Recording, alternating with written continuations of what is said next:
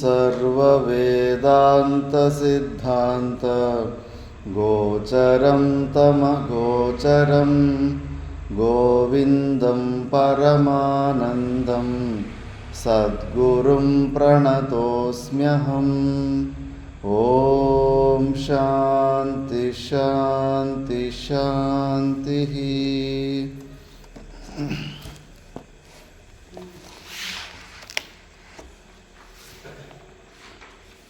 320 तमस्तमः कार्यमनर्थजालं न दृश्यते सत्युदिते दिनेशे तथा द्वयानन्दरसानुभूतौ नैवास्ति बन्धो न च दुःखगन्धः। दृश्यं प्रतीतं प्रविलापयन् स्वयं सन्मात्रमानन्दघनं विभावयन् समाहितः सन् बहिरन्तरं वा कालं नयेता सति कर्मबन्धे। प्रमादो ब्रह्मनिष्ठायां न कर्तव्यः कदाचन प्रमादो मृत्युरित्याह भगवान् ब्रह्मणः सुतः। न प्रमादादनर्थोऽन्यो ज्ञानिनः स्वस्वरूपतः ततो मोहस्ततो हन्तिः ततो बन्धस्ततो व्यथा। विषयाभिमुखं दृष्ट्वा विद्वांसमपि विस्मृतिः विक्षेपयति धीदोषैः योषाजारमिव प्रियं। यथापकृष्टं शैवालं क्षणमात्रं न तिष्ठति आवृणोति तथा माया प्राज्ञं वापि पराङ्मुखम्। लक्ष्यच्युतं चेद्यति चित्तमीषद् बहिर्मुखं सन्निपतेत् ततस्ततः। प्रमादतः प्रच्युतकेलिकन्दुकः सोपानपङ्क्तौ पतितो यथा तथा। विषयेष्वाविश्चेतः संकल्पयति तद्गुणान् सम्यक् संकल्पनात् कामः कामात् पुंसः प्रवर्तनं ततः स्वरूपविभ्रंशो विभ्रष्टस्तु पतत्यतः।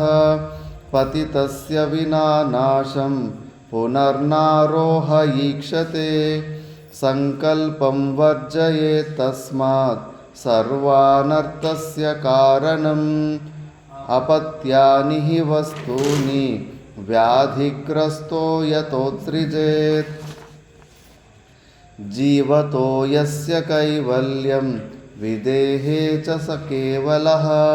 यत्किञ्चित् पश्यतो भेदं భయం బ్రూతే యజుశ్రుతి. ఇక్కడి వరకు మనం విచారణ చేసుకున్నాం. వివేక చూడామణిలో నిధిధ్యాస శ్లోకాలు తర్వాత మనోనాశ వాసనాక్షయ శ్లోకాల గురించి విచారణ చేస్తున్నాము.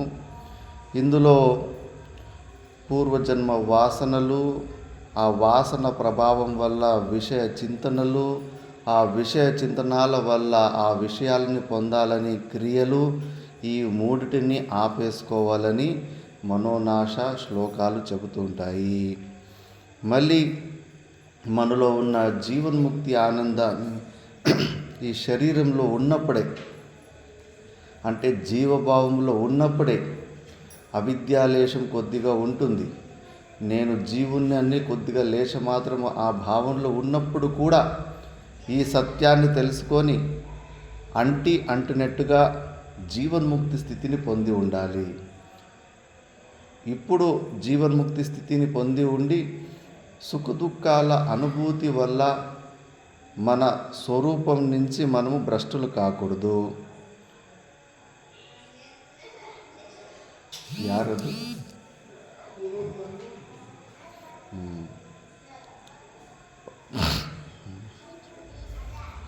ಮತ್ತು మన స్వరూపం నుంచి మనము మళ్ళీ బహిర్ముఖం కాకూడదు. ఆ బహిర్ముఖత ఒకసారి వచ్చి మళ్ళీ సుఖదుఖాలు మనకు అనుభూతిలోకి వస్తున్నాయి, మనకు నొప్పి వేస్తుంది అంటే ఇంకా జ్ఞాన నిష్ట కలగలేదు. ఎక్కడ ప్రకాశం ఉంటుందో అక్కడ అంధకారం ఉండడానికి అవకాశం లేదు. అంధకారం నిమిత్తంగా వచ్చే భయాదులు, ఇప్పుడు మనకు రాత్రిపూట్ల అంధకారంలో ఉన్నప్పుడు ముందు పాముందో తేలుందో ఏముందో అని భయం వేస్తూ ఉంటుంది. ఆ భయం వేస్తున్నప్పుడు మళ్ళీ అప్పుడు ఒక ప్రకాశం, ఒక టార్చ్ లైట్ వచ్చిందంటే కన్నా ఆ అంధకారం తొలగిపోతుంది. అంధకారం మాత్రం తొలగిపోయి భయం అట్లే ఉంటుందా? ఆ అంధకారం నిమిత్తంగా వచ్చిన భయం కూడా తొలగిపోతుంది. మనలో నిజంగానే జ్ఞానం మనం పొంది ఉంటే, జ్ఞాననిష్టను పొంది ఉంటే అది ప్రకాశ స్వరూపం. అజ్ఞానం ఉండడానికి ఆస్కారమే ఉండదు. అజ్ఞానము నశించి అజ్ఞాన నిమిత్తంగా వచ్చిన మనకి ఏదైతే భయము, శోకము, మోహాదులు ఉన్నాయో అవి కూడా తొలగిపోతాయి. అందుకే ఎలాంటి వ్యక్తిని మనము జ్ఞాని పురుషుడు, జీవన్ముక్త పురుషుడు అంటే వాడికి అజ్ఞాన కార్యమైన సుఖ దుఃఖాలు అంటుకోకుండా ఉంటే వాడే జీవన్ముక్త పురుషుడు. ఊరికి పుస్తకంలో ఉన్న జ్ఞానము, అన్ని ప్రశ్నలకి సమాధానాలు చెప్పేవాడు జ్ఞాని కాదు. అది పుస్తకద బదనేకాయ అంటారు కదా, అది ఏమి ప్రయోజనం ఉండదు. వాడు నిజమైన జ్ఞాని అయితే వాడికి బయట నుంచి, బహిర్ముఖత నుంచి ఏదే ఒక మనసావాచకరణ అటాక్ వచ్చినప్పుడు వానికి సుఖ దుఃఖాలు అసలు అంటుకోకూడదు. అవి అంటుకుంటున్నాయంటే కన్నా అతడు ఇంకా అజ్ఞాని, అతనికి ఇంకా జ్ఞానం కాలేదు. ఎందుకంటే అజ్ఞానము నిమిత్తంగా ఉన్న కార్యము దుఃఖమే పోలేదు అంటే కన్నా ఇంకా అజ్ఞానం ఎక్కడ పోయి ఉంటుంది? అజ్ఞానంతో సంపూర్ణంగా తొలగిపోయి ఉంటే కానీ అజ్ఞానకారమైన సుఖ దుఃఖాలు, మోహాదులు కూడా తొలగిపోయి ఉంటాయి. కాబట్టి ఇంకా దుఃఖం ఉంది అంటే ఇంకా అజ్ఞానం ఉంది అని ప్రూఫ్ అది. కాబట్టి ఈ శరీరంలో ఉన్నప్పుడే అంత గొప్ప జ్ఞానం, ఇప్పుడు ఏదైతే మనం పరోక్ష జ్ఞానం శాస్త్రంలో పొందుతామో ఆ జ్ఞానాన్ని కొద్దిగా జ్ఞాననిష్టగా మార్చుకోవాలి. ఎట్లా అవుతుంది? జ్ఞానము, ఇన్ఫర్మేషన్ ఉన్నది మన స్వభావం, అందులోనే ఉండడం ఎలా జరుగుతుందంటే యహ శ్రవణాది నిష్టహో సత్శ్రద్ధయా యహ శ్రవణాది నిష్ట. ఎవరైతే సత్శ్రద్ధతోటి ఆ సచ్చిదానంద స్వరూపుని మీద, శాస్త్రం మీద, గురువుల వాక్యం మీద సత్ శ్రద్ధ పెట్టుకొని శ్రవణ మనన నిధిధ్యాసనలు కొన్ని రోజులు అలాగే చేసుకుంటూ పోతూ ఉంటే ఇప్పుడు ఏదైతే ఉన్న పరోక్ష జ్ఞానం ఉందో ఆ పరోక్ష జ్ఞానము అపరోక్ష జ్ఞానం అవుతుంది. ఇప్పుడు అప్పు తీసుకున్న జ్ఞానం ప్రవచనం ద్వారా, శాస్త్రం ద్వారా ఆ అప్పు తీసుకున్న జ్ఞానం అది అప్పుడు మన సొంతమవుతుంది. అప్పుడు వరకు ప్రయత్నం చేస్తూ ఉండాలి. ఎన్ని రోజులు చేయాలా, ఎన్ని సంవత్సరాలు చేయాలి, ఎన్ని జన్మలు చేయాలంటే ఆ బ్రహ్మ అనుభవం ఎప్పటి వరకు అవుతుందో అప్పటి వరకు చేసుకోవాలి. ఒక్కొక్కరికి ఒక్కొక్క టైం పీరియడ్. పూర్వజన్మలో ఎక్కువ పుణ్యకర్మలు చేసుకొని అంతఃకరణ శుద్ధి ఉంటే కొంతమందికి 3 సెకండ్లో అయింది, కొంతమందికి 3 నిమిషాలు, కొంతమందికి 3 నెలలు, 3 సంవత్సరాలు, కొంతమందికి 3 జన్మలు, కొంతమందికి 300 జన్మలు కూడా అయినాయి. చోటా మహారాజుని మేము చదువుకున్న కైలాసాశ్రమంలో చిన్నప్పుడు రాజస్థాన్లో మంచి బ్రాహ్మణ కుటుంబంలో పుట్టి ఉంటాడు. వాళ్ళ అమ్మ నాన్న చిన్న వయసులోనే చనిపోయి ఉంటారు. వాళ్ళు కర్ణాటక నుంచి, అప్పుడు రాజస్థాన్లో రాజులు పురోహితులు ఇక్కడి నుంచి తీసుకెళ్ళి అక్కడ వాళ్ళు రాజ పురోహితులుగా చేసుకుంటారు. మూలం కర్ణాటక ఉంటుంది. కొద్దిగా కన్నడ భాషలు కూడా వాళ్ళు ఇప్పుడు కూడా కొద్ది శబ్దాలు తెలుసుకుంటారు వాళ్ళు ఇంట్లో కూడా. అలాంటి పరివారంలో పుట్టి ఉంటే ఇంకా వాళ్ళ అమ్మ నాన్న చనిపోయిన తర్వాత వాళ్ళ పెద్ద నాన్న, మరి పెద్దమ్మ కాదు, చిన్నాన్న మరి చిన్నమ్మ, వాళ్ళు ఇతన్ని బెదిరించాలనుకున్నారో లేదో వాస్తవికంగా అట్లా మాట్లాడుకుంటున్నారో తెలియదు. గోడ కటువైపు చోటా మహారాజు 8 సంవత్సరాల పిల్లగాడు అటువైపు గోడ కొరుక్కొని ఉంటే కన్నా వాళ్ళిద్దరూ మాట్లాడుకుంటానట, చిన్నమ్మ ఇప్పుడు ఎలాగో వాళ్ళిద్దరూ చనిపోయినాడు, వీడు ఇప్పుడు మనకి అడ్డంగా ఉన్నాడు, భారంగా ఉన్నాడు, వీడిని మనము చంపేస్తే మొత్తం ఆస్తి మనకే అవుతుంది అని కొద్దిగా అట్లా మాట్లాడుకున్నారు. బహుశా వాళ్ళది కూడా మాస్టర్ ప్లాన్ అయి ఉంటుంది. అట్లా అనుకుంటే వీడు బెదిరిపోయి వాడంతకు వాడు పారిపోని అని. మా చేతులారా వారి బ్రాహ్మణ హత్య దోషం కదా, చంపతగిన దోషం ఎందుకు? బెదిరిస్తేనే వాడంతకు వాడే పారిపోతాడు కదా, మళ్ళీ ఎక్కడో ఎట్లా పోయి ఎట్లా బతుకుంటాడు, ఈ ఆస్తి అంతా నేనే కొట్టేయచ్చని. ఆ వయసులో ఉన్న చోటా మహారాజ్ ఇంకా వీళ్ళు నన్ను చంపేస్తారని తెలిసి వెనక డోర్ నుంచి అటు పొలాల నుంచి అటు ఇటు వచ్చి ఒక రైల్వే స్టేషన్కి వచ్చి ట్రైన్ ఎక్కేసిండు. ట్రైన్ ఎక్కేస్తే కన్నా ఆ ట్రైన్ ఢిల్లీకి పోతా ఉంది. ఢిల్లీ ట్రైన్ ఎక్కేస్తే కన్నా అప్పుడు టీటీ పట్టుకున్నాడు. టీటీ పట్టుకొని ఎవరు నువ్వు ఎక్కడ పోతున్నావు ఎట్లా అంటే ఏడ్చుకుంటూ చెప్పినాడు, ఇట్లా అయింది, వాళ్ళు నన్ను ఒక్కరోజు లేట్ అయితే నన్ను చంపేసేవారు, నన్ను మీరు ఏమన్నా చేసి నన్ను హరిద్వార్కి పంపించండి, హరిద్వార్లో మాకు పరిచయం ఉన్న గురువులు ఉన్నారు, ఆ గురువుల దగ్గరికి పోయి నేను అక్కడే ఆశ్రమంలో సేవ చేసుకొని జీవిస్తాను, నేను ఇంటికి మాత్రం తిరిగిపోను అని. మరి ఆ టీటీకి ఈ చిన్నపిల్లడు మాటలో ఎంత నమ్మకం వచ్చిందేమో. సామాన్యంగా చిన్నపిల్లల మాటలు పట్టించుకోరు కదా అని. కాకపోతే అట్లా సత్యం చెప్తే వేరే అబద్ధం చెప్పే అలవాటు ఉండదు. మహాపురుషులు కదా వాళ్ళు, యోగులు కదా, చిన్న వయసు నుంచి అట్లా ఉంటాయి అలవాట్లు. వాళ్ళ ప్రభావానికి ఎవరైనా ఇదైపోవాలి. మళ్ళీ ఆ టీటీని మంచిగా ఒక 2 జతల బట్టలు కొనిచ్చి భోజనం అంతా పెట్టించి హరిద్వార్కి ట్రైన్ టికెట్ కొనిచ్చి కూర్చుని పెట్టించి పంపిస్తాడు. ఇంకా హరిద్వార్లో అడుక్కుంటూ ఇలాంటి గురువుల ఆశ్రమం ఎక్కడుందని ఆ ఆశ్రమాన్ని చేరుకొని 8 సంవత్సరాల వయసు నుంచినే ఇంకా ఆశ్రమంలోనే వండుకుంటూ ఇట్లా మంత్రాలు, వైదిక మంత్రాలు, అన్ని శాస్త్రాలు చదువుకుంటూ ఉన్నాడు. అక్కడ హరిద్వార్లో కొద్దిగా ప్రాయ వయసు వచ్చిన తర్వాత మళ్ళీ కాశీకి వచ్చేసి అక్కడ దక్షిణామూర్తి మఠంలో మొత్తము ప్రస్థానత్రయ, ప్రస్థానత్రయ అన్ని శాస్త్రాలు చదివేసింది. దాని తర్వాత ఇంకా ఆ సిద్ధి రాలేదు, సమాధి స్థితి కలగలేదు. ఆ కలగకుండా పోతే కన్నా రిషికేశ్ కైలాసాశ్రమం గురించి బాగా అప్పుడు విన్నారు. ఎందుకంటే ఒకే ఆశ్రమంలోనే 10-15 మంది సిద్ధ పురుషులు ఉండేవారు అప్పుడు. ఒక్కరికి మించి ఒకరు, అంత ప్రసిద్ధి అప్పుడు. ఇంకా సాధు సమాజంలో మెసేజ్ వెళ్ళిపోతుంది కదా. ఇంకా దాని రిషికేశ్ కైలాసాశ్రమం గురించి వింటూనే శ్రద్ధ వచ్చేసేసరికి ఒకసారి పోయి చూడాలా అని చెప్పేసి అక్కడ కైలాసాశ్రమంలో వస్తే అక్కడ బడే మహారాజుని ఒకే రోజులోనే దినచర్య. ఫస్ట్ పోయి వచ్చిన రోజు దండం పెడితే కానీ ఒక బడే మహారాజు అన్నాడట, ఏమ్రా గంగా స్నానం చేస్తావా శాస్త్రం చదువుతావా అని.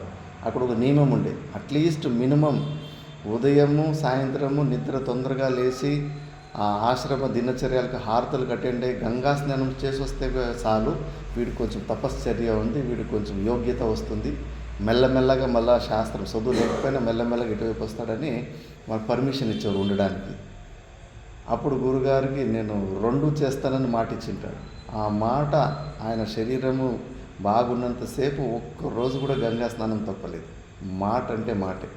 ఎలాంటి జ్వరం అన్నారా అని ఏమన్నారా 2 గంటలకి లేచి వెళ్ళిపోతుండే గంగా నదికి.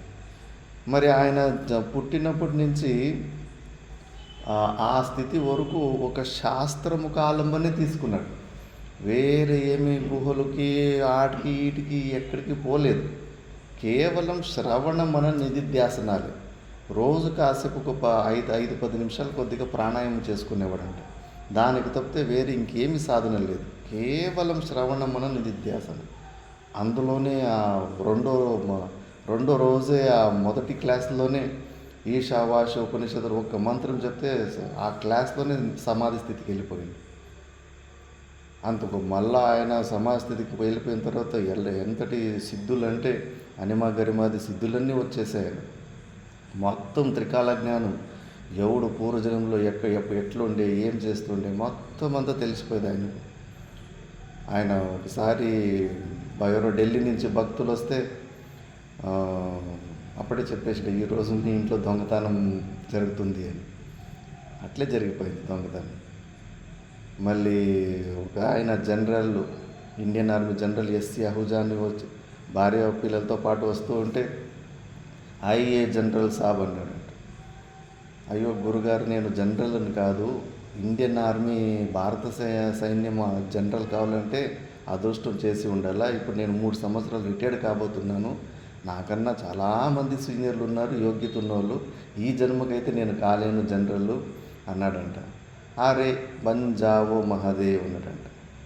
అయిపోవయ్యా నువ్వు జనరల్ అని. మళ్ళీ ఏమి లీలలు జరిగినా ఏమై జరిగిందో భారత సైన్యానికి ఆయన జనరల్ అయిపోయాడు, సేనాధిపతి అయిపోయాడు.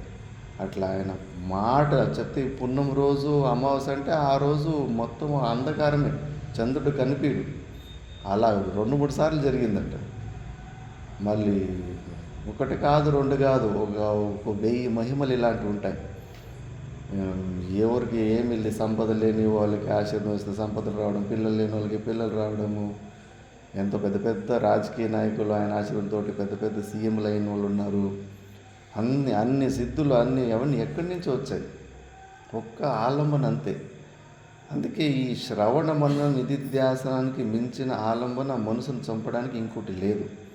కొద్దిగా యోగుల్లాగా కొంచెం మనసు ప్రాణాయామాలతోటి కొంచెం ఇట్లా కొద్దిగా విన్న తర్వాత కొద్దిగా ప్రాక్టీస్ చేసుకుంటావా, కొద్దిగా వర్కౌట్ అవుతుంది. ఇంకా అది తప్పితే మిగతావన్నీ కూడా బహిర్ముఖంగా చేతులు కాళ్ళకు చెమటలు వస్తాయి, కానీ మనసు మాత్రం దయ్యంలాగా అలాగే ఉంటుంది.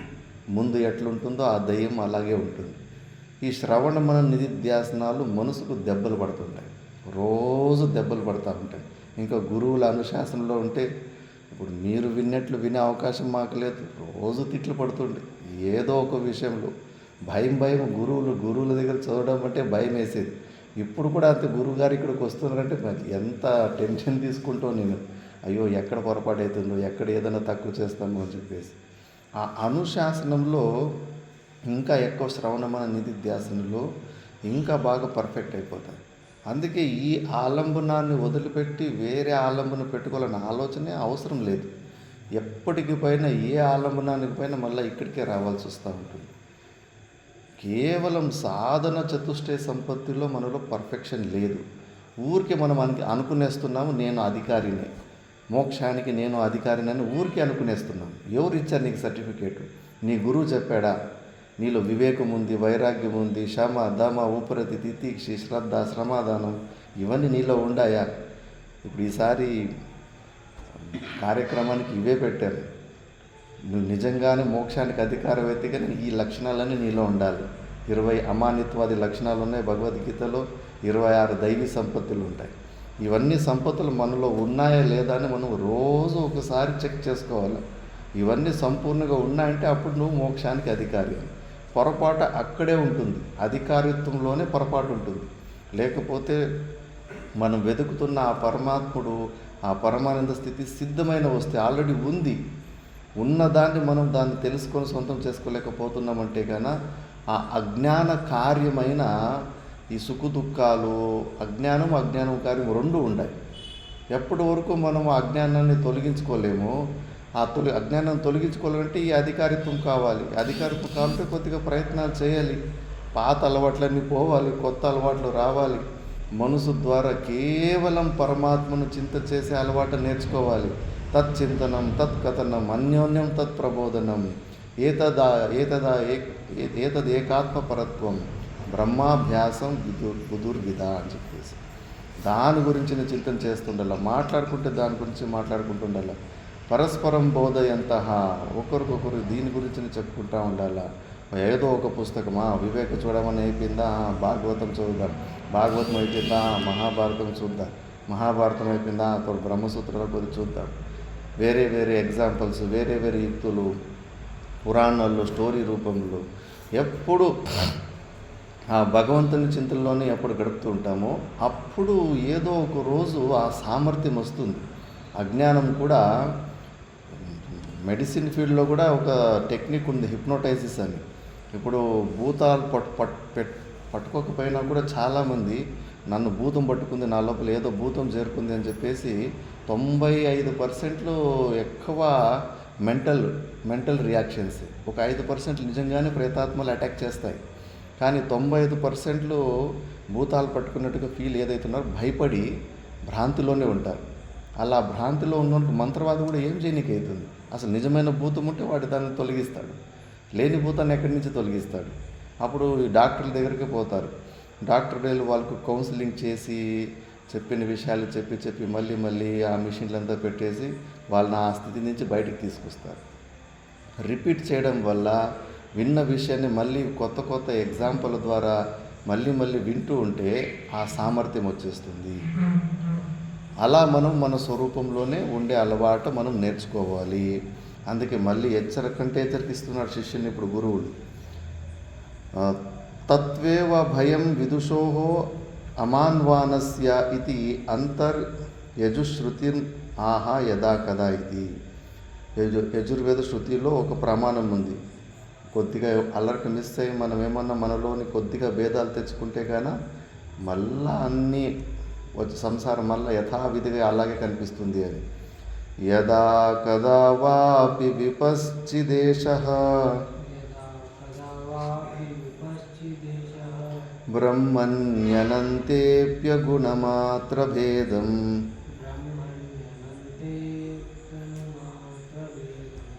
పశ్యత్యథాముష్య భయం తదేవ పశ్యత్యథాముష్య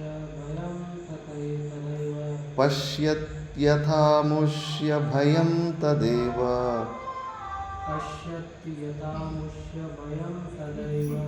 యదీక్షితం భిన్నతయా ప్రమాదాత్ యదా కదా వాపి విపశ్చిదేశః బ్రహ్మణ్యనంతేప్యగుణమాత్రభేదం పశ్యత్యథాముష్య భయం తదేవ యదీక్షితం భిన్నతయా ప్రమాదాత్.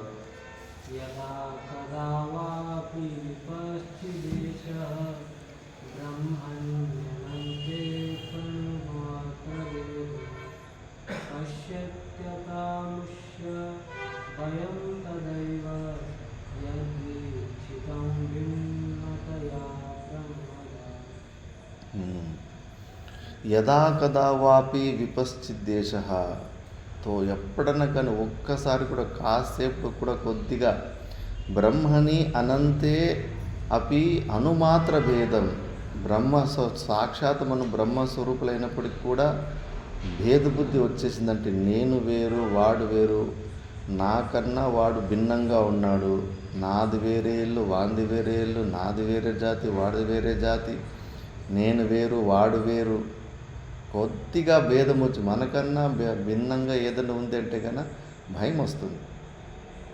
ప్రతి ఒక్క రిలేషన్లో కూడా అంతే.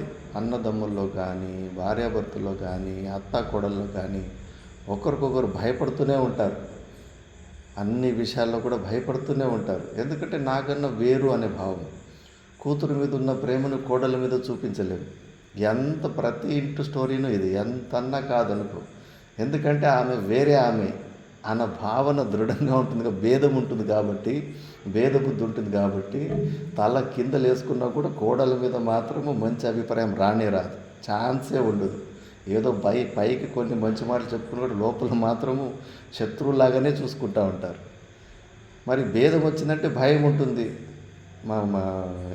ఆమె నుంచి నాకు ఎప్పుడన్నా హాని కలగచ్చు అని.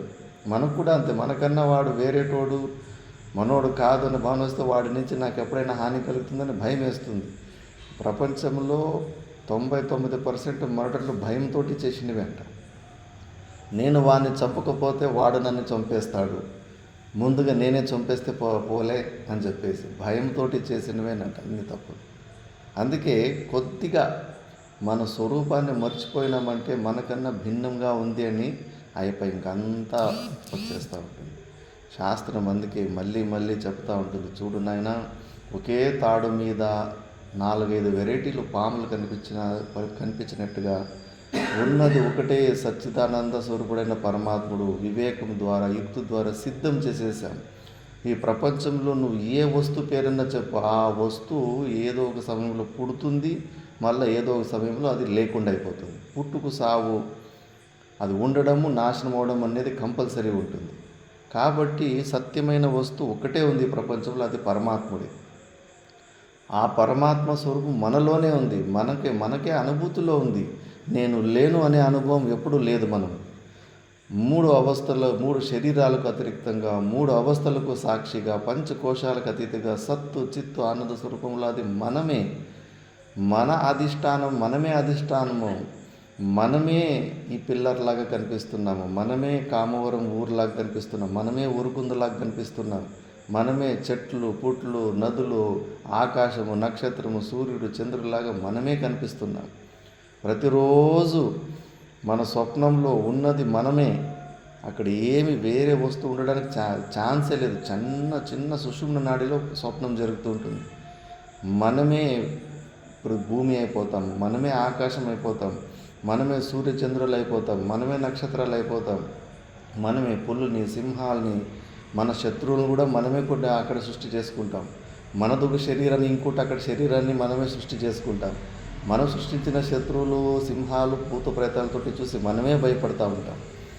లేచిన తర్వాత చూస్తే అవి అంతా ఒట్టిదే. కానీ ఆ స్థితిలో ఆ లోపల పోయినప్పుడు అంత లీలలు. సుఖము అనుభవించాము, దుఃఖము అనుభవించాము. అనుభూతే కదా. ఈ జాగ్రత్త అవస్థ కూడా అంతే. మనలోనే భ్రాంతి రూపంలో ఇది కనిపిస్తుంది. మనలో ఉన్న పరమాత్ముడు ఉన్నాడు కదా, ఆ పరమాత్ముడే ఇన్ని వెరైటీ వస్తువుల్లా కనిపిస్తూ ఉన్నాడు.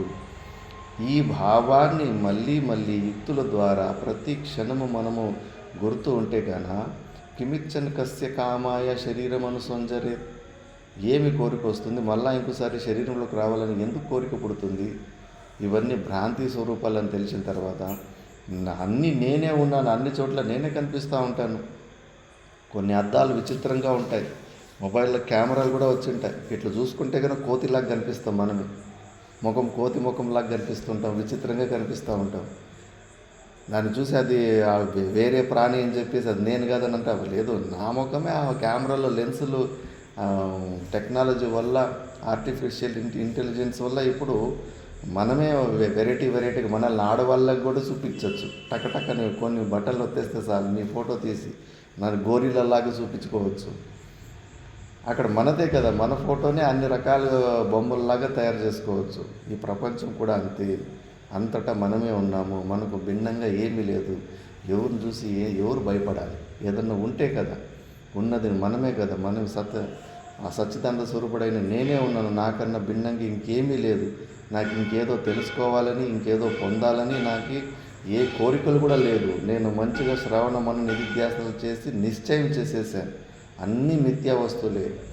నా లోపల ఉన్న సచ్చిదానంద స్వరూపుడే ఒక సత్యమైన వస్తువు, నేను అక్కడే నిలబడతాను అని కళ్ళు మూసుకొని, చెవులు మూసేసుకొని, మంచిగా పద్మాసనాలు వేసుకొని, నిర్వికల్ప సమాధి స్థితిలో కూర్చొని, కౌతూహల రాహిత్యం జీవన్ముక్తస్య లక్షణం. ఏ ప్రకారమైన కుతూహలత లేదు. ఆఖరికి కంటి రెప్ప తెరవాలన్న కోరిక కూడా వాళ్ళకి పుట్టదు. అనవసరం అనుకుంటారు, వేస్ట్ అనుకుంటారు. ఆకలి కానీ, దొప్పి కానీ ఉంటే శరీరము, పోతే పోని, ఏదో ఒక రోజు పోయేదని చెప్పేసి తెగించి కూర్చుంటారు. ఎందుకంటే వాళ్ళకి జ్ఞానము నిశ్చయంగా ఉంటుంది కాబట్టి అంత స్థిరంగా కూర్చుంటారు. కొద్దిగా మళ్ళీ ఏదైనా కుతూహలతను, డౌట్లు, శంక, సంశయం వచ్చిందంటే మళ్ళా సృష్టి వచ్చేస్తుంది. వశిష్ఠ మహారాజు 100 సంవత్సరాల సమాధి స్థితికి వెళ్ళిపోయి ఉంటాడు. అన్ని సంవత్సరాల సమాధి స్థితిలో ఉండి మళ్ళా ఒక్కసారి అవును ఇంత దీర్ఘకాలంలో నేను సమాధి స్థితికి వచ్చేసాను కదా, మరి ఇంకా నాకన్నా భిన్నంగా ఏమన్నా బయట సృష్టి ప్రపంచం ఏదైనా ఉంటుందానని మళ్ళీ కళ్ళు తెరిచి చూస్తే 2 సూర్యాలు, 2 చంద్రాలు, విచిత్రమైన సృష్టి కనిపిస్తుంది. నార్మల్గా కనిపించే సృష్టి కన్నా అడుగుతాడు సూర్యచంద్రులే, ఎవరు మీరు, మిమ్మల్ని ఎవరు సృష్టించారని. అదేంటి నువ్వే సృష్టించావని. నేనెప్పుడు సృష్టించానని. నీకు ఎప్పుడు సంశయం వచ్చిందో ఇంకా నాకన్నా భిన్నంగా ఇంకేమైనా ఉన్నాయని అప్పుడే మా సృష్టి అయిపోయింది. అంటే మనము శ్రవణ మన నిధిధ్యాసనాలు ఏ మట్టానికి చేయాలి అంటే మళ్ళీ ఇంకోసారి ఏది కోరిక పుట్టకూడదు, డౌట్ రాకూడదు మనసులో. అప్పుడు కుదురుగా కూర్చోగలుగుతాము. అప్పుడు కళ్ళు తెరవకుండా ఒక్కచోట నిశ్చలంగా ఉండగలుగుతాము. లేదు ఇంకా ఏదో వినాలని, చూడాలని, పొందాలని ఆసక్తి ఉందనుకో, ఆ స్థితికి పోలేము. పరమ వైరాగ్యం, అత్యంత వైరాగ్యవత సమాధి, సమాహితస్య హి దృఢ ప్రబోధ, ప్రబుద్ధ తత్వస్య హి బంధముక్తి, ముక్తాత్మనో నిత్య సుఖానుభూతి అని. వైరాగ్యము అత్యంతము కావాల. చిన్నపూట వైరాగ్యం ఉంది. ఎంతటి వైరాగ్యం అంటే మన కంటి రెప్పలు తెరడానికి కూడా మనకి ఇష్టం కాకూడదు. అంత పరమ వైరాగ్యం. దేని గురించి చూడకూడదు, ఏమీ అవసరం లేదు అని చెప్పేసి ఆ శరీరం మీద కూడా ఇది పరమ వైరాగ్యం రావాలి. దీనివల్లనే నేను ఇరుక్కుపోయాను, ఇది ఇంకా ఎక్స్ట్రా లగేజ్ లాగా భూతం పట్టుకున్నట్లు నన్ను పట్టుకుంది ఈ శరీరం అని చెప్పేసి దీని కూడా అసహ్య బుద్ధి తెచ్చుకొని, బుద్ధుడు అంటారు కదా బౌద్ధులు, శరీరం మీద వైరాగ్యం కలగకుండా పోతే బయట ప్రపంచం మీద ఎట్లా కలుగుతుంది అని. ఇంత పరాధీనత అయిన శరీరం ఉదయం నుంచి సాయంత్రం వరకు దీని మెయింటెనెన్స్ వల్ల లేనిపోని తిప్పలు పడాల్సి వస్తూ ఉంది. ఎన్ని చేసినా కూడా రోగాలని, అదని, పరాధీనత అని, మన జుట్టు ఎప్పుడు ఎవరి చేతుల్లోనో ఒకరి చేతుల్లో ఉంటుంది. ఇలాంటి దీన స్థితికి తీసుకొచ్చిందే ఈ శరీరమే కదా. సుఖదుఖ భోగాయతనం ఇదం శరీరం. ఈ శరీరం వల్లనే నాకు సుఖ దుఃఖాలు వస్తున్నాయి. ఇది కరెంటు తీగ, దీన్ని ముట్టుకోకూడదు, దీన్ని ముట్టుకుంటేనే నాకు షాక్ కొడుతుంది. అయినా కూడా తెలియకుండా మళ్ళా అదే షాక్ కొట్టించుకుంటూ ఉంటాం శరీరంతో సంబంధం పెట్టుకొని. అంత అత్యంత వైరాగ్యం వచ్చినప్పుడు అప్పుడు మనం స్వరూపంలో నిలుస్తాము.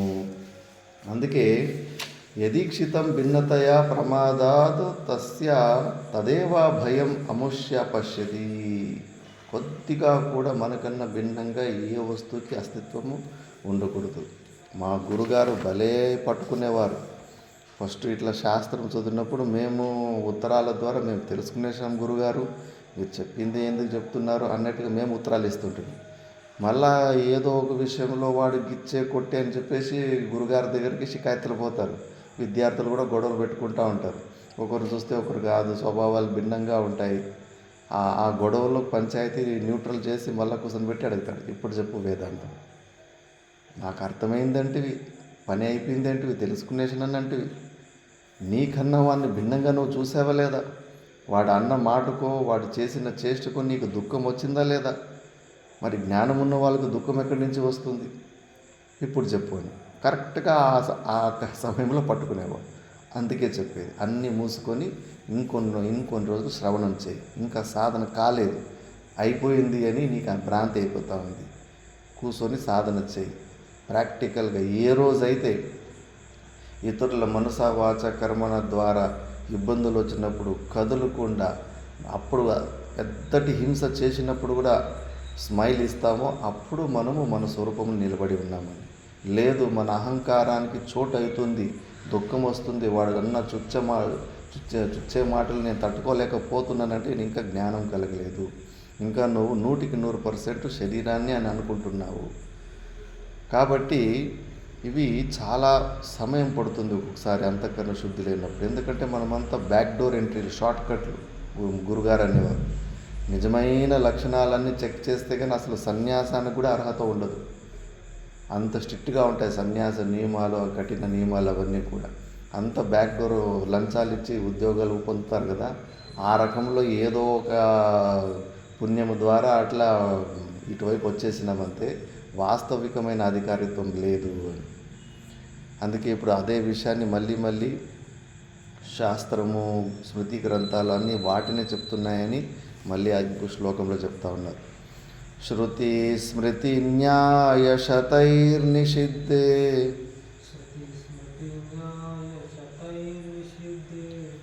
దృశ్యే త్రయస్వాత్మమతిం కరోతి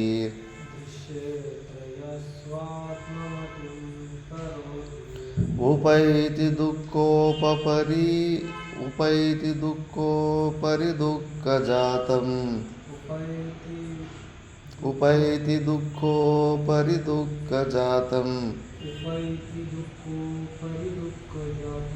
నిషేధకర్తా సమలిం లుచో యథా.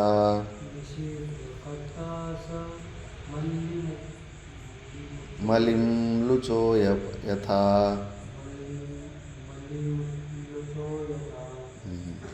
శృతి స్మృతి న్యాయ శతైర్నిషిద్ధే దృశ్యే త్రయస్వాత్మమతిం కరోతి ఉపైతి దుఃఖోపరి దుఃఖజాతం నిషేధకర్తా సమలిం లుచో యథా.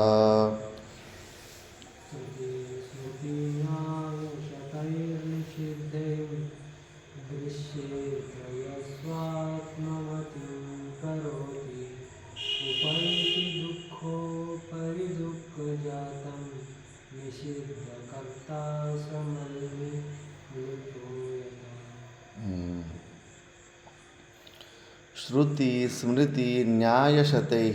శృతి అంటే కన్నా శాస్త్రం, వేదం. శ్రవణేంద్రియం చెవుల ద్వారా విన్నాడు కాబట్టి దానికి శ్రవణేంద్రియం విన్నందుకు దానికి శృతి అని పేరు. స్మృతి అంటే స్మరణ శబ్దం నుంచి ఋషులు జన్మ తీసుకున్న తర్వాత మానవ కోటిలో ఉన్నప్పుడు ఋషులైనప్పుడు వాళ్ళు కొన్ని రాశారు. భగవద్గీత వ్యాసుడు రాశాడు, యోగ వాసిష్టము వశిష్ఠ మహర్షులు రాశారు.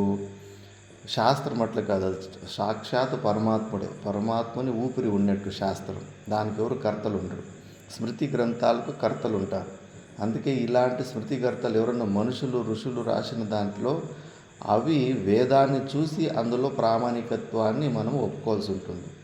ఆ స్మృతి గ్రంథాలలో వేదాల్లో చెప్పినట్టే చెబుతున్నారా, దానికి విరుద్ధంగా చెప్తే కన్నా స్మృతి గ్రంథాన్ని ఒప్పుకోకుండా వేదం వైపే వెళ్ళాలి. ఎంత పెద్ద ఫేమస్ గురువు అయినా కావచ్చు, వాడు శాస్త్రానికి విరుద్ధంగా చెప్తున్నట్టే కానీ దాన్ని స్వీకారం చేయకూడదు. స్మృతి గ్రంథాలు కూడా అలా. మళ్ళీ న్యాయ గ్రంథాలు ఉంటాయి. ఇలాంటి విచారణలోనే సూక్ష్మంగా విచారణ చేస్తూ ఉంటారు. ఇలా దృశ్యతే అత్ర యః స్వాత్మమతిం కరోతి ఉపైతి దుఃఖోపరి దుఃఖజాతం నిషిద్ధకర్త సా మలింలుచోయత. ఇన్ని చెప్పిన తర్వాత కూడా మనము ఆత్మబుద్ధిని పొందకుండా మళ్ళీ ఆటోమేటిక్గా మనం ఈ శరీరం అనే భావానికి వచ్చేస్తుంటాం. ఎక్కడ విన్నాము? శాస్త్రం మాట ఎక్కడ వింటున్నాము? స్మృతి గ్రంథాల మాటలు ఎక్కడ వింటున్నాము? గురువులు రోజు గొంతు చీల్చుకొని చెబుతుంటే గురువుల మాటకు ఎక్కడ వింటున్నాం? ఈ షోలో విని ఆ షోలో వదిలేస్తున్నాం. గురువులు ప్రతిరోజు చెబుతూ ఉన్నారు, ఈ శరీరం నువ్వు కాదు, ఈ శరీరంలో సాక్షి చైతన్యం ఒకటి ఉంది, అది నువ్వు. ఈ శరీరంతోటి పెట్టుకున్న సంబంధము డూప్లికేట్ సంబంధము. మనసుకు అంతటి సామర్థ్యం ఉంటుంది అని ప్రతిరోజు చెబుతుంటారు. కానీ మనము చేసే వ్యవహారంలో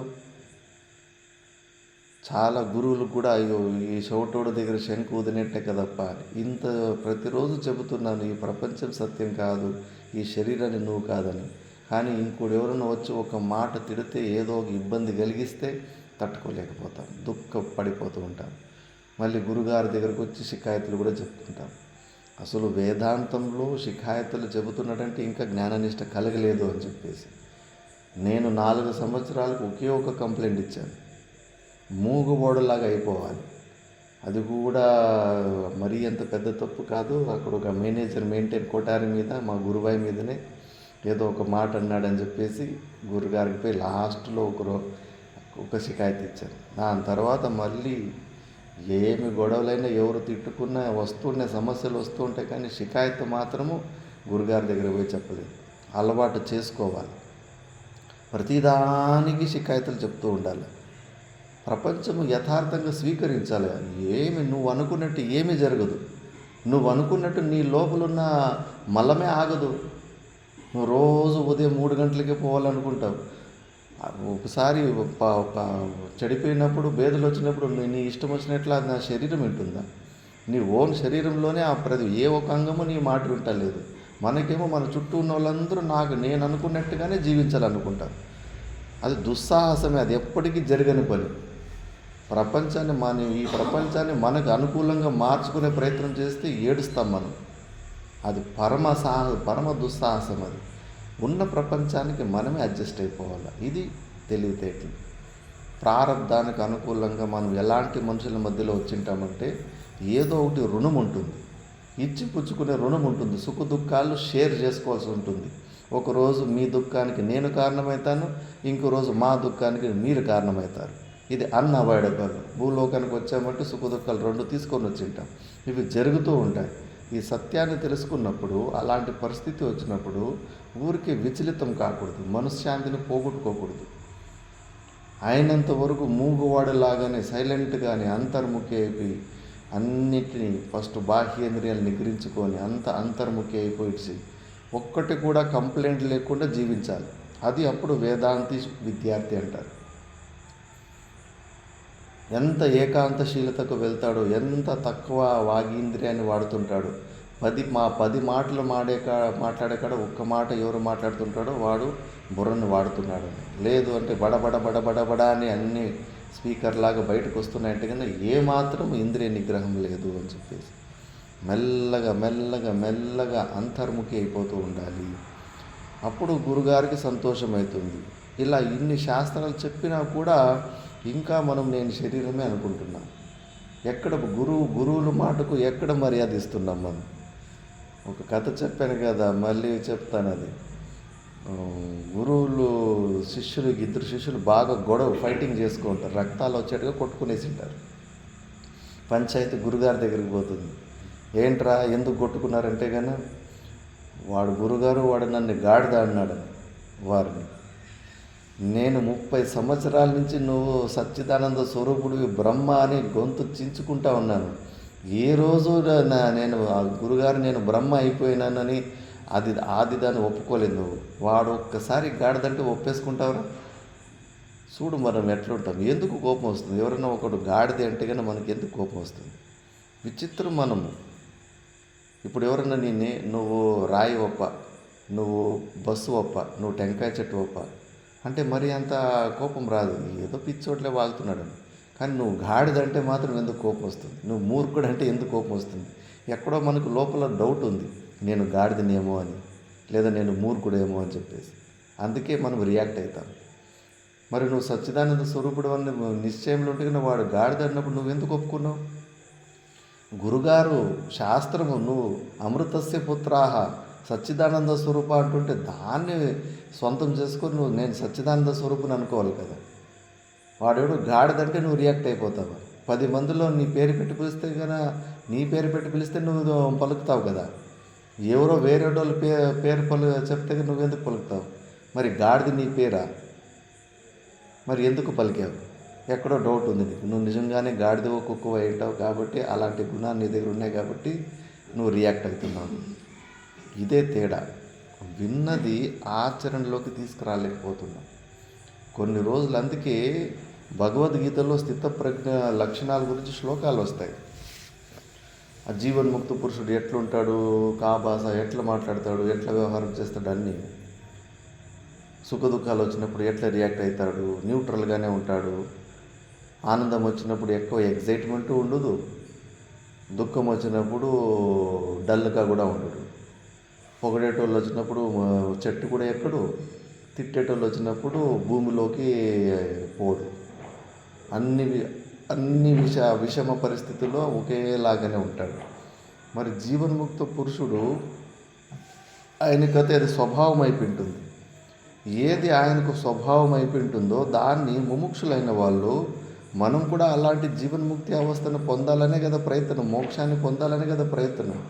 వాళ్ళకి స్వాభావికంగా సిద్ధించేటివి మనము యత్న సాధ్యత్వ, ముముక్షులకి భాష్యకార భగవాన్ స్పష్టం చేశారు. యత్న సాధ్యత్వ, మనం ప్రయత్నం చేసుకొని వాళ్ళలాగా అవ్వాలి. మా గురుగారు అనేవారు, కొద్దిగా అన్నా జీవన్ముక్త పురుషులకు కొద్దిగా అన్నా నటించండి రా, అలవాటు నేర్చుకోండి రా. ఎప్పుడు చిన్న మనుషుల్లాగా చీటికి మాటికి వాడు గిచ్చాడని వాడు పిత్తాడని అది కూడా సమస్యనేనా? అవన్నీ చెప్పుకోతే తగిన సమస్యలాగా. అలా కాకుండా జీవన్ముక్తుల పురుషులకు కొద్దిగా అలవాటు చేసుకుంటూ యాక్టింగ్ అన్నా చేసుకుంటూ కాసేపు వాళ్ళలాగా ఉండాలని, లోపల కొద్దిగా నొప్పి అయినా కూడా వాళ్ళలాగా నటించే అలవాటన్నా నేర్చుకోండి. మెల్లమెల్లగా ఆ క్వాలిటీలు మళ్ళీ వచ్చేస్తాయి. కాబట్టి ఇలా అన్ని శాస్త్రము, న్యాయము, శృతి గ్రంథాలన్నీ చెప్పిన తర్వాత కూడా మళ్ళీ మనం ఈ శరీరంతో సంబంధం పెట్టి దుఃఖోపరి దుఃఖ జాతం, దుఃఖాల మీద దుఃఖాలు. ఒక్కసారి శరీరం నేను అనుకుంటే దెబ్బలు పడతానే ఉంటాయి. నిషిద్ధకర్త సా మలింలుచో యథా మలినాంతఃకరణ యథ ఇది కర్తవ్యమూఢా. మలినమైన అంతఃకరణం ఉన్నోనికి అసలు ఏమి కర్తవ్యం ఏం చేయాలని క్లారిటీ ఉండదు. జీవితం ఒకటి క్వశ్చన్ మార్క్ లాగా ఉంటుంది, ఒక్క లక్ష్యం ఉండదు, చంచల బుద్ధి ఉంటుంది. అసలు ఒక ప్లాన్ వేసుకోండు. బుద్ధివంతులైన వాళ్ళు నేను ఒక 70 సంవత్సరాలు బతుకుతాను, 70 సంవత్సరాలు నా దగ్గర ఈ టాలెంట్ ఉంది, ఈ పనులు చేసుకొని ఇట్లా చేసుకొని అట్లీస్ట్ ఒకసారి ఊహించుకుంటారు. కానీ మలినమైన అంతఃకరణం ఉన్నోడు అసలు వాడికి క్లారిటీనే ఉండదు, ఒక మ్యాప్ అనేది వాటిలో ఉండదు. అందుకే వాడిని ఇది కర్తవ్యత మూఢ, ఏమి చేయాలనే కర్తవ్యంలో వాడు మూర్ఖుడై ఉంటాడు. అలాంటి మలింలుచుడు నిషిద్ధ కర్మలు చేసుకుంటూ మళ్ళీ దుఃఖాల మీద దుఃఖాలు అనుభవిస్తూ ఉంటాడు. కాబట్టి దాన్నే తత్స్ఫుటయతి సత్య ఇతి దృష్టాంతం ద్వారా దాన్ని కొద్దిగా ఎక్స్ప్లెయిన్ చేస్తారు. సత్యాభిసంధానరతో విముక్తో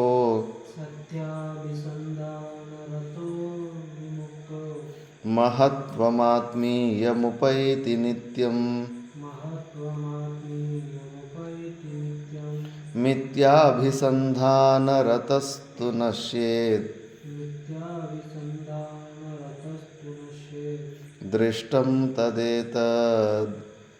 దృష్టం తదేతద్ యదచోరచోరయోః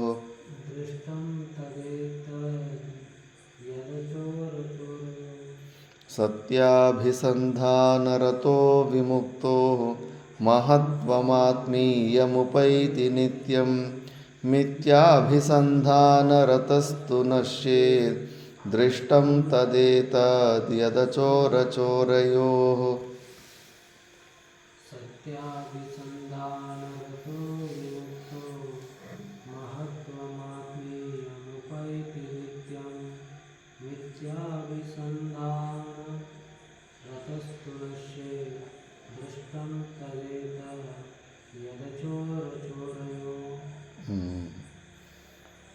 సత్యాభిసంధానరతః విముక్తః మహత్వమాత్మీయముపైతి నిత్యం. సత్యాన్ని పట్టుకునేవాడు, ధర్మాన్ని పట్టుకున్నవాడు తప్పకుండా ఆ మహత్వమైన ఆత్మీయ భావాన్ని తప్పకుండా ఈ బంధం నుంచి విముక్తి అయ్యి ఎప్పుడు ఆ స్థితిని పొందుతాడు. కానీ మిథ్యాభిసంధానరతస్తు నశ్యేత్ దృష్టం, ఇది మనకు కనిపిస్తుంది ఎక్కడ అంటే గన చోర అచోరయోహో, దొంగ కానివాడు అని. పాతకాలంలో ఎవరన్నా దొంగతనం చేస్తే గన మంచి కొడివిలో ఏదన్నా మంచి నిప్పుల్లో వేడి చేసేవారు, లేదంటే నిప్పులనే ఇచ్చేవాళ్ళు చేతికి. ఆ నిప్పులు చేతిలో పెట్టుకుంటే కానీ ఎవడు దొంగతనం చేసి ఉంటాడో వాడి చేయి కాలుతుంది, ఎవడు దొంగతనం చేసిండో వాడి చేయి కాలదు అని. ఇందులో ఒకటి అక్కడ పెద్దలకు వీళ్ళ మాటల్లో, వీళ్ళ శరీర హావభావాల్లో, మాట్లాడే విచారణలో తెలిసిపోయి ఉంటుంది ఎవడు దొంగతనం చేసినాడు, ఎవడు దొంగతనం చేయలేదని చెప్పేసి. అప్పుడు ఏం చేసేవాళ్ళంటే కాన ఒకటి చంద్రకాంత మణి అనేది ఒకటి ఉంటుంది. ఆ చంద్రకాంత మణి పెట్టేస్తే కానీ అగ్గిలో వేడితనము ఉండదు. ఆ అగ్గిని చేతులు ఇట్లా పట్టుకోవచ్చు. ఆ పాతకాలు ఇప్పుడు కూడా కొంతమంది మంత్రం ద్వారా కూడా అగ్గిలో ఉన్న వేడితనాన్ని తగ్గించవచ్చు. ఊరికే అగ్గి మండుతూ ఉంటుంది. ఎవరైనా వేరే శత్రువుల పెళ్ళిళ్ళు కార్యక్రమాలు ఏదైనా జరుగుతాయి కదా, అక్కడ పోయేసి ఆ చంద్రకాంతమని పొయ్యిలో వేసేయడము, లేదంటే కన్నా మంత్రం ద్వారా అట్లా చేసేస్తారు. అది ఊరికే లైట్ లాగా అగ్గి కనిపిస్తూ ఉంటుంది కానీ ఏమి అన్నం మాత్రం ఉడకదు. అలా ఒక కొడులిక్కని అట్లా హీట్ లేకుండా ఒకటి పెట్టి చేసి ఉంటారు, ఒకటి బాగా కాల్చి ఉంటారు. ఎవడు దొంగతనం చేసి ఉండడో వాడిని ఫస్ట్ వాడి చేతికి అలాంటివి ఇస్తారు. వాడు ముదుగానే వాడి హావభావంలో తెలుసు వాడు దొంగతనం చేయలేదనే విషయం పండితులకు తెలిసిపోయి ఉంటుంది. వాని చేతికి ఇస్తే కానీ వాని చేయి కాలదు అప్పుడు. కానీ ఎవడి మీద బాగా అనుమానం ఉంటుందో వాడిని పట్టుకోరా అంటే కన్నా చాలామంది పట్టుకోకముందే నిజాన్ని ఒప్పేసుకునేవాళ్ళు. పట్టుకున్న తర్వాత కాలిందంటే కానీ ఇప్పుడు నువ్వే దొంగ చెప్పు అంటే కన్నా కాలిన తర్వాత కొంతమంది అవును నేనే దొంగతనం చేసేనట్లయితే ఒప్పుకునేవాళ్ళు. అదొక టెక్నిక్ ఉండే. అంటే ఆ దృష్టాంతంలో సత్య మార్గంలో పోయిన వాడిని మళ్ళీ ఇంకోటి కొంతమంది పాత మనుషులు అప్పట్లో మంత్రాలు ఉండేటువంటి. ఆ మంత్రాల ద్వారా నిజంగానే న్యాయం చేసేటప్పుడు ఎవరన్నా దొంగతనం చేయకుండా పోతే వాళ్ళ చేతిలో నిప్పులు పెట్టుకుంటే వాళ్ళ చేతులు కాలేవు కాదంట. ఎవరైతే దొంగతనం చేసిండ్రో వాళ్ళు కాలిపోయేవంట. అట్లా కొంచెం మంత్రశక్తులు కూడా ఉండేవంట. కానీ అక్కడ మ్యాక్సిమం యుక్తి ద్వారానే కనిపెట్టేస్తారు ఎవరు దొంగ కాదని. అంటే సత్యాన్ని పట్టుకున్నవాడు అట్లా ఆ జైలు శిక్ష పనిష్మెంట్ తప్పించుకొని ఎట్లా వాడు సంరక్షణ పడతాడు. కానీ అబద్ధాలు చెప్పి అలాంటి దొంగతనం చేసిన వాడు ఎట్లా దొరికిపోతాడో, మనం కూడా మనలో ఉన్న సత్య వస్తు ప్రపంచంలో ఒకటి పరమాత్ముడే. అది మన లోపలే ఉంది, అది మనమే అయి ఉన్నాం. ఆ లోపల ఉన్న సాక్షి చైతన్యాన్ని మనం పట్టుకుంటున్నా ఈ బంధం నుంచి, ఈ దెబ్బల నుంచి మనం బయటపడతాం. ఈ మిథ్య అయిన ఈ శరీరము, ఈ నిత్య అయిన జగత్తని, అబద్ధమైన శరీరము, అబద్ధమైన జీవభావము, అబద్ధమైన ఈ ప్రపంచాలను పట్టుకుంటే ఆ దొంగ చేయి కాలినట్టు మనం కూడా కాల్చుకుంటూనే ఉంటాం. వేరే మార్గం లేదు. ఈ శరీరంలో ఉన్న తాదాత్మ్యాన్ని ఇది ఏనకేన ప్రకారంగా తెంచుకుంటేవా బయటపడతావు. లేదంటే కరెంటు తీగిన చేతిలో పట్టుకున్నప్పుడే నువ్వు దుఃఖాలు రాకుండా నువ్వు ఎన్ని శిరసాసలు వేసినా నువ్వు దుఃఖాలు తొలగించుకోలేవు. ఎంతన్నా తెలివితేటలో వాడు ఏమన్నా చేసుకో. కాబట్టి ఇది ఒకటే మార్గం. అందుకే నీ లోపలున్న ఆ సత్య స్వరూపుడైన సచ్చిదానంద స్వరూపుణ్ణే ఎప్పుడూ తెలుసుకుంటా ఉండు, క్షణక్షణము. కొంతమంది అయితే జపం చేస్తూ ఉంటారు, సోహం సోహం, అది నేనే అయి ఉన్నాను, ఆ పరమాత్మ నేనే అని, అహం బ్రహ్మాస్మి అహం బ్రహ్మాస్మి అహం బ్రహ్మాస్మి అని ఒక్క క్షణం కూడా మర్చిపోకూడదు అని చెప్పేసి దాన్నే మంత్రంలాగా నిధిధ్యాసనంలో దాన్నే పట్టుకుంటూ ఉంటారు ప్రతి క్షణం. సో దీని పరమహంస మంత్రం అంటారు. ఒక్క క్షణం కూడా నేను మర్చిపోవద్దు అని చెప్పేసి అలా చేసుకోవాలి. మళ్ళీ తస్మాత్ అలాగే ఇంకొక శ్లోకంలో చెప్తా ఉన్నారు, యతి యతి రసదనుసంధిం బంధహేతుం విహాయ స్వయమయమహమస్మీత్ అస్మీత్యాత్మదృష్ట్యైవ తిష్టేత్ సుఖయతి నను నిష్టా బ్రహ్మణి స్వానుభూత్యా హరతి పరమ విద్యా కార్యదుఃఖం ప్రతీతం. యతిరసదనుసంధిం బంధహేతుం విహాయ స్వయమయమహమస్మీత్యాత్మదృష్టైవ తిష్టేత్ సుఖయతి నను నిష్టా బ్రహ్మణి స్వానుభూత్యా హరతి పరమ విద్యా కార్యదుఃఖం ప్రతీతం.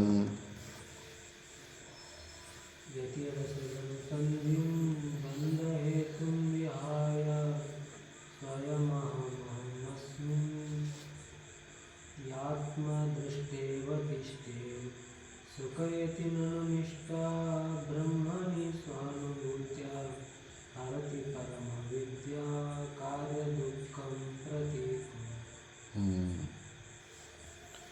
యతి ప్రయత్నశీలుడు, యత్నశీలుడు. ఓడిపోకూడదు, ఓటమి ఒప్పుకోకూడదు. ఆ బుద్ధుని దృష్టాంతం చెప్పాను కదా, ఆ ఉడత గుర్తుకుందా? బుద్ధ భగవానుడు 1.5 సంవత్సరము ఆహారం ఏమి తీసుకోకుండా ధ్యానం చేసుకుంటామంటే ఏమీ జరగలేదు, ఏమీ అనుభూతులు జరగలేదని లేచేస్తాడు. లేచేసి వచ్చేసి అప్పటికి కొన్ని చిన్న చిన్న సిద్ధులు కొన్ని వచ్చింటాయి.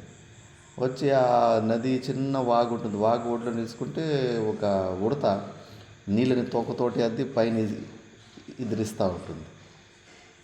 ఆ యోగమాయ ద్వారా ఆ ఉడతతోటి మాట్లాడతాడు. ఏం ఉడత, నువ్వు ఏం పని చేస్తున్నావని. అది చెప్తుంది, ఈ సైడ్లో చెట్టు ఉండే కదా, ఈ చెట్టుకి నన్ను గూడు కట్టింటి, నా ఇల్లు ఉండే, అందులో నా పిల్లలు ఉండే. ఈ వాగు నీళ్ళు ఎక్కువైపెడిసి నా గూడుని తీసుకెళ్ళి నా పిల్లల్ని చంపేసింది. అందుకే ఈ వాగు మీద నాకు కోపము, దీన్ని లేకుండా ఎండబెట్టేయాలని చూస్తున్నాను, నీళ్ళంతా తీసి పక్కకేసి దీన్ని ఎండబెట్టేయాలని చూస్తున్నాను అంట. నవ్వుతాడు. నీకేమన్నా పిచ్చా? నీ తోకలో నుంచి ఒక్కొక్క సుక్క తీసుకొని బయటకు ఎదిరేస్తే ఎన్ని జన్మలు ఎప్పుడు ఇది ఖాళీ చేస్తావు, వ్యర్థమైన ప్రయత్నం ఎందుకు చేస్తున్నావు అని నవ్వుతాడు. అది అప్పుడు ఇస్తుంది, నేను నీలాగేమన్నా పిరికివాడు అనుకున్నావా? ఏదో 1.5 సంవత్సరం కూర్చొని ఏమీ కాలేదని చెప్పేసి పిరికివాడిలాగా లేచి రావడానికి. ఈ జన్మ కాకపోతే ఇంకో జన్మ తీసుకుంటా. పరమాత్మను కోరుకొని మనిషి జన్మ ఏ జన్మ తీసుకొని ఎన్ని జన్మలైనా తీసుకొని ఈ వాగును లేకుండా చేసేస్తాను నేను.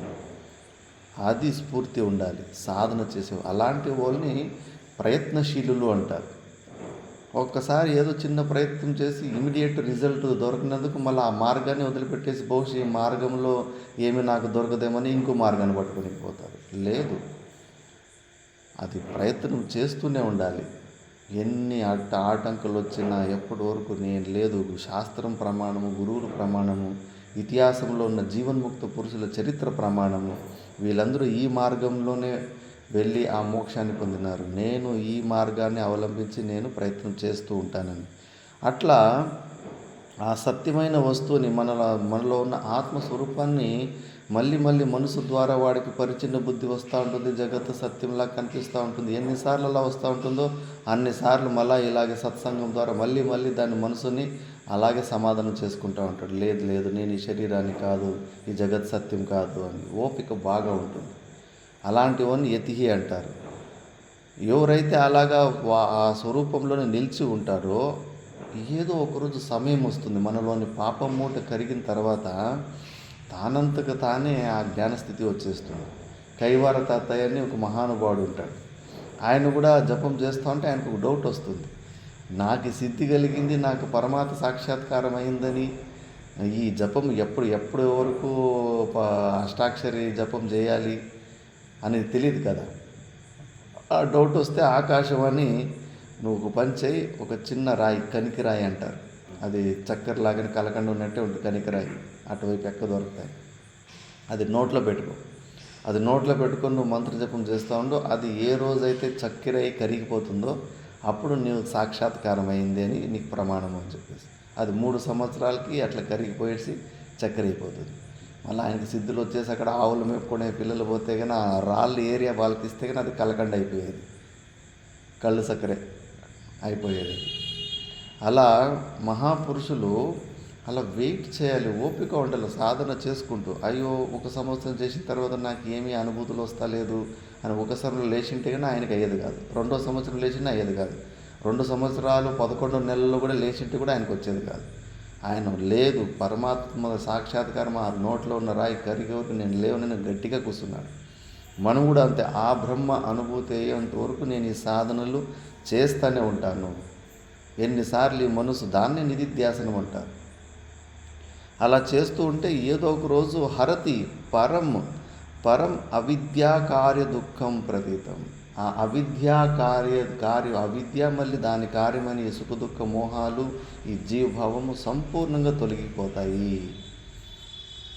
చోటా మహారాజు పూర్వ జన్మలోనే ఎన్నోసార్లు సాధు జన్మలు ఎత్తాడంట. అందులో ఒక ఘటన వస్తుంది. కైలాసాశ్రమానికి ఒక సాధు వచ్చేసి చోటా మహారాజు దగ్గర, గురుగారు మిమ్మల్ని చూస్తే ఎక్కడో చాలా దగ్గరగా చూసినట్టుంది, చాలా రోజులు మనం ఎక్కడో కలిసి ఉన్నామనే ఫీలింగ్ కలుగుతుంది నాకే అంటాడు. అవును నాయన, నీకు కలుగుతున్నది సత్యమే. మనం పూర్వజన్మలో ఇక్కడే ఈ అడవిలోనే ఉన్నాను. నేను సాధు అయి ఉంటే నేను అక్కడ మహేంద్ర నగర్ అటువైపు నేను ఏదో గుడిసె కట్టుకుంటే నువ్వు నమిలివై ఇంటివి. నమిలివై రోజు నీ పరివారంతో పాటు నా గుడిసె దగ్గరికి వచ్చేవాడు. రోజు నీకు ఏదో ఒకటి గింజలు రోజు ఏదో ఒకటి పెడుతుంటే చాలా రోజులు మనం కలిసి ఉన్నాము, నిజమే ఆ భావం అంటాడు. అంటే ఆయన పూర్వజన్మలోనే సాధు అయిండు. అట్లా దానికి వెనక జన్మలో ఎన్నిసార్లు అట్లా సాధు అయినాడేమో. ప్రయత్నం చేసుకుంటూ ఈ జన్మకు అది పూర్తి కాలేదా?